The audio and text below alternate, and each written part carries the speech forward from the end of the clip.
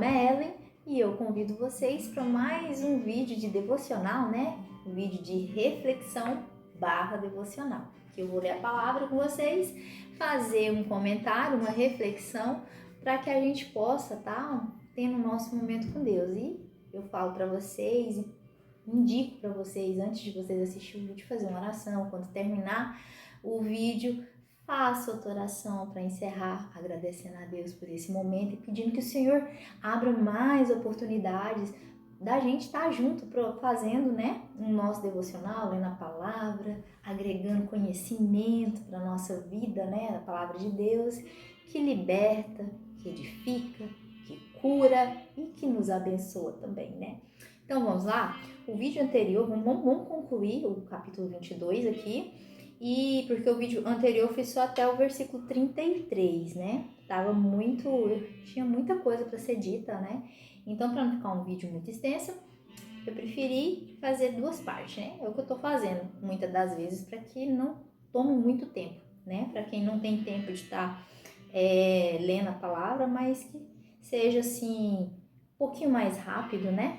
A correria do dia a dia é difícil, eu sei, eu entendo, minha vida também é corrida. Vamos lá? O grande mandamento, dando continuidade. Versículo 33. Entretanto, os fariseus, sabendo que ele fizera calar os saduceus, lembra que fariseus e saduceus são dois grupos religiosos, e tinha uma certa discordância, né, de entendimento, de questão de conclusão, né, de conclusão daquilo que eles acreditavam. Uns acreditavam em alguma coisa, outros não acreditavam. Tinha uma divergência de ideias ali. Vamos lá, dando continuidade. E aí, eles se uniram, né? Olha aqui, ó. Voltando aqui. Entretanto, os fariseus, sabendo que ele quem? O Senhor Jesus, né? Fizera calar os saduceus, reuniram-se em conselho. Tá vendo? Eles se uniram. E um deles, intérprete da lei, experimentando-o, lhe perguntou: Mestre, qual é o grande mandamento da lei? Respondeu-lhe Jesus: Amarás o Senhor teu Deus de todo o teu coração, de toda a tua alma e de todo o teu entendimento. Este é o grande e primeiro mandamento. E o segundo, semelhante a este, é: amarás o teu próximo como a ti mesmo. Destes dois mandamentos dependem toda a lei e os profetas. Aqui, eles tentaram, aqui pegou um estudioso, né, da lei, e perguntou para o Senhor Jesus, tentando mais uma vez fazer uma armadilha para o Senhor Jesus, perguntando para ele qual que era o maior mandamento, né, o mais importante mandamento. E aí, isso eles estavam acolhiados um com o outro, né, lá os saduceus e os fariseus. E aí o Senhor Jesus responde para eles, né, que amarás ao teu Deus de todo o teu coração, de toda a tua alma, de todo o teu entendimento. Ou seja, amarás Deus em primeiro lugar, né? E o segundo é amar o teu próximo como a ti mesmo. Então, esses dois mandamentos é que depende toda a lei, todos os outros mandamentos. A gente conhece, sabe os 10 mandamentos, mas tem vários mandamentos que Moisés fez, né? Que Moisés criou também, né? E aí, só que os 10 mandamentos foram revelação de Deus, né, para Moisés. E aí ele fala que esses dois mandamentos é os mais importantes e complementa todo o resto da lei, né? Então, assim, a lei, existia muitos mandamentos na lei.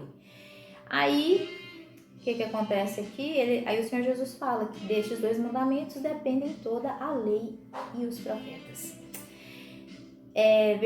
Versículo 41 e o título, né, que é o último título. O Cristo, filho de Davi. Lembrando que Cristo não é um nome, mas é um título também. Cristo quer dizer Messias. Messias quer dizer escolhido, ungido. Vamos lá. Reunindo os fariseus, interrogou-os Jesus. Que pensais de vós? Que pensais vós do Cristo? De quem é filho? Respondeu-lhes eles. De Davi? Eles já perguntaram e responderam. Aí Jesus replicou-lhes, e aí no 43, né? Replicou-lhe Jesus. Como, pois, Davi, pelo Espírito, chama-lhe Senhor, dizendo: Disse o Senhor ao meu Senhor: Assenta-te à minha direita até que eu ponha os teus inimigos debaixo dos teus pés. Se Davi, pois, lhe chama Senhor, como é ele seu filho? E ninguém lhe podia responder palavra, nem ousou alguém, a partir daquele dia, fazer-lhe pergunta. Por que eles fizeram essa pergunta para o Senhor Jesus? Quando fala filho de Davi, fala de questão de descendência, né?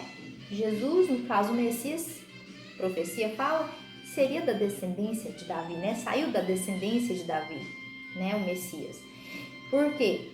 Porque o Senhor Deus fala para Davi porque Davi fala que vai fazer uma casa para o Senhor Jesus, né? Um templo, e o Senhor Jesus fala que não, o Senhor Deus, né? Fala para ele que não, que ele que vai fazer para Davi uma descendência, uma linhagem, a qual viria o Salvador.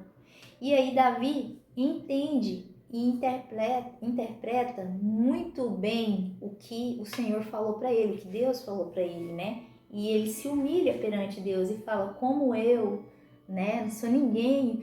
E o Senhor vai fazer vai me dar uma descendência, uma linhagem, né? E aí Davi, ele interpreta essa promessa conforme ela é a verdade, né? Não que o Cristo, né, o Messias, seria vindo de Davi, mas sim da descendência de Davi, mas porém ele é o Senhor, não que ele seja filho de Davi, né? Pelo contrário. Então é sobre isso. Ele mostra mais uma vez, o Senhor Jesus mostra mais uma vez que a interpretação daqueles homens não estava correta, porque eles acreditavam no Messias que viriam para lutar contra o poder de Roma, que ele iria guerrear, até mesmo porque Davi, ele era um homem de guerra, ele era um homem de luta, de batalha, né? Um conquistador. E eles acreditavam que o Messias seria assim, que viesse para impor o poder, né, de Deus. E o Senhor Jesus não fez isso. O Senhor Jesus, ele veio para anunciar a paz e o amor, né? Veio para trazer a interpretação correta da lei e dos princípios do reino de Deus, né? Anunciando o evangelho, trazendo o evangelho de Deus para a terra. E era isso que aqueles homens não aceitavam e não conseguiam interpretar. E aí foi quando eles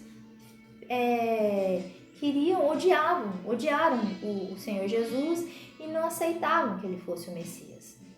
Então, assim, o meu entendimento, o que eu vejo aqui, né, lógico que não é só apenas o meu entendimento, porque jamais eu chegaria à compreensão que eu estou falando aqui para vocês se eu não tivesse também estudado e buscado, né, pesquisado para poder estar falando, porque realmente a palavra de Deus, ela é complexa.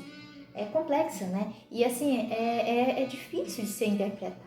Se a gente não buscar estudar a palavra, buscar pesquisar, para a gente poder entender o que está querendo dizer, da gente buscar a pesquisar mais, aprofundar mais em linhagem, em espaço, em tempo, né? Em cultura daquela época, a gente não vai chegar a uma compreensão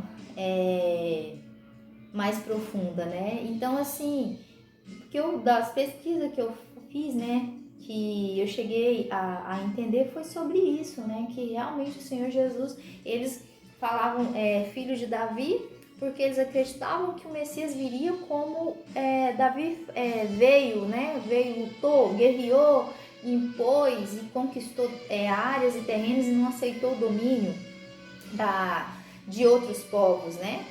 Davi, ele levou o povo de Deus a adorar a Deus também. Mas foi debaixo da espada, foi muitas batalhas, foi muitas conquistas. O Senhor Jesus não, o Senhor Jesus veio para ir além. Ele veio conquistar povos e nações, sim, mas não foi com espada, não foi com luta, não foi com guerra. Ele veio para mostrar o amor e trazer a transformação interior, a transformação de alma, né? A nossa alma, né? O nosso arrependimento, não a força, né? Não por medo, não por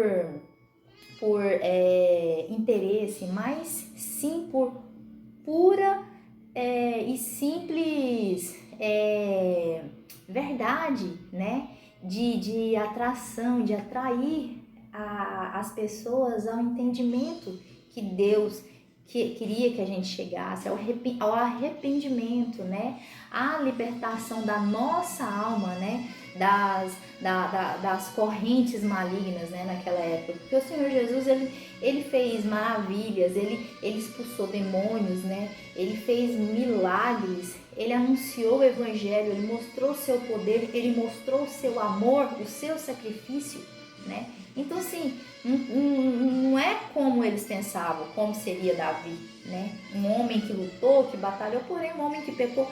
Detalhe, o Senhor Jesus, mais importante, o Senhor Jesus, ele não pecou, ele foi um homem correto, ele foi um homem forte, né? Aguentou, suportou tudo. Então, assim, ele foi além daquilo que o povo esperava e que o homem esperava, né? Então, assim, são acontecimentos sobrenaturais. Então, o Senhor Jesus fez muito, muito, muito melhor do que qualquer um outro que pisou aqui nessa terra, né? Então, é sobre isso. O Evangelho, a Palavra de Deus, a trajetória do Senhor Jesus, o caráter do Senhor Jesus, a sua obra aqui na terra, né? Perante os povos e nações, tanto que a sua história, né, é eterna e sempre será conhecida enquanto pelos séculos dos séculos, né? E é sobre isso. Nosso Senhor Jesus, ele é maravilhoso, né? Como não amar, né, o Senhor Jesus? Como não se entregar? Como não nos rendermos, né, a essa história, a esse testemunho, a essa obra tão maravilhosa que é a obra do Senhor Jesus, né? Que tanto nos faz bem. E é sobre isso. Fica a minha reflexão aqui, finalizando mais um capítulo 22 do livro de Mateus. E até o próximo capítulo. Deus abençoe vocês, Deus edifique a vida de vocês. Orem por mim, farei o mesmo por vós. Fiquem todos na santa paz de Deus e até o próximo vídeo.